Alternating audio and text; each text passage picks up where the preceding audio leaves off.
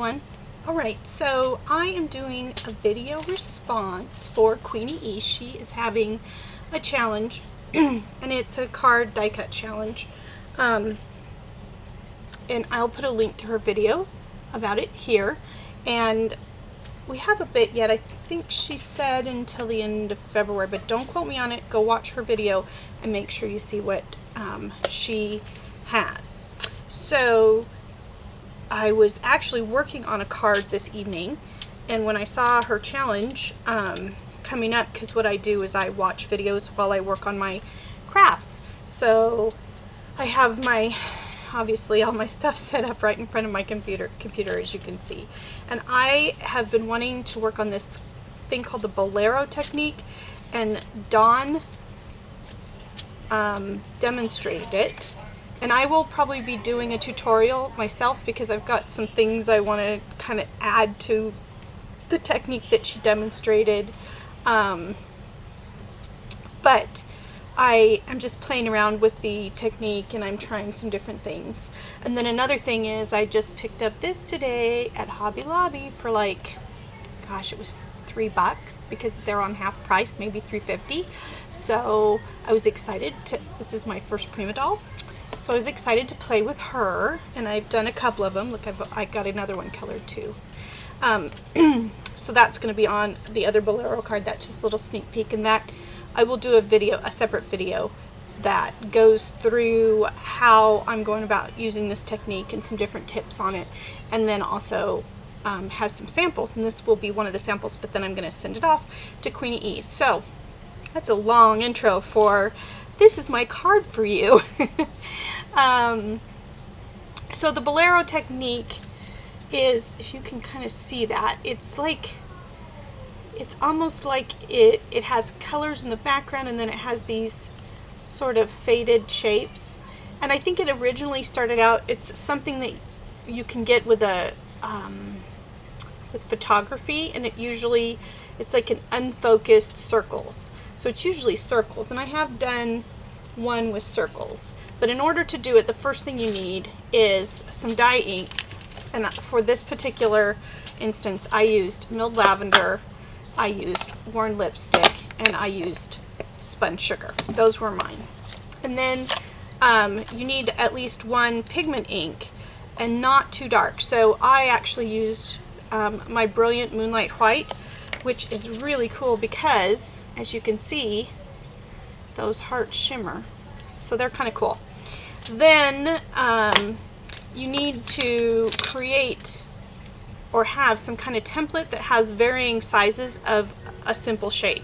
So I have created on my sister's Cricut, I've created one with hearts. You can't see this one at all because there's nothing. Well, I created one with stars. I haven't used that one yet, so it's not dirty enough to see the shapes. Like, you can see the shapes here because this one's dirty. And I created one with circles, and I tried to create one with flowers, but I messed it up. And there aren't enough flower sizes, so I'm gonna have to fix that one. But here's the one that I did with circles. So I just used the Cricut and cut out 4 shapes, and on a quarter sheet of acetate, kind of cheap acetate that I got at a thrift store. The die cut shape, this heart right here, and these 2 hearts are part of a set from Spellbinders that my sister picked up about 2 weeks ago at Joann. It's part of their, I don't know, but I'm sure they would still have this die at Joann, and I think it was like $6. But I'll send you some of these dies. And then the punched border that I used was this one, and it's Martha Stewart, and it's old. I don't know whether you can get this one still, but you know, there's many borders. I just wanted her to have some ground to stand on. I colored her in with my Distress ink because that's the way I do watercolor. I won't be buying Copic markers. And she came with a present, so I put that, and then on top of it is some glittery, the pin is a Sakura glitter pin. And then in order to attach this die cut down, I had to put glue under it, so I put it here and here.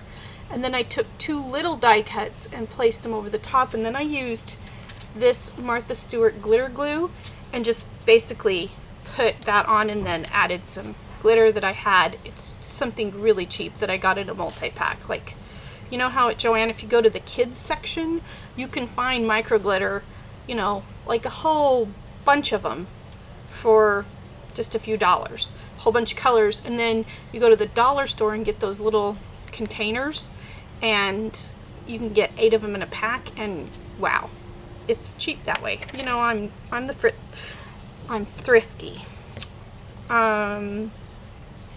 Stamped with Stays On. I think that basically covers the card. I think she said her birthday was in February. If it's not, well, I wanted her to have, I will be leaving it without, you know, so that she can give it to someone else if she wants to. That's when I send out these cards, I don't write inside of them because I don't want people to have to keep, I mean, I want them to be able to use them for something else if they want to. Anyway, so that is my card for Queeny-E's challenge, and you'll see the link to her challenge down here, and go check it out because she's got some nice stuff that she's giving out.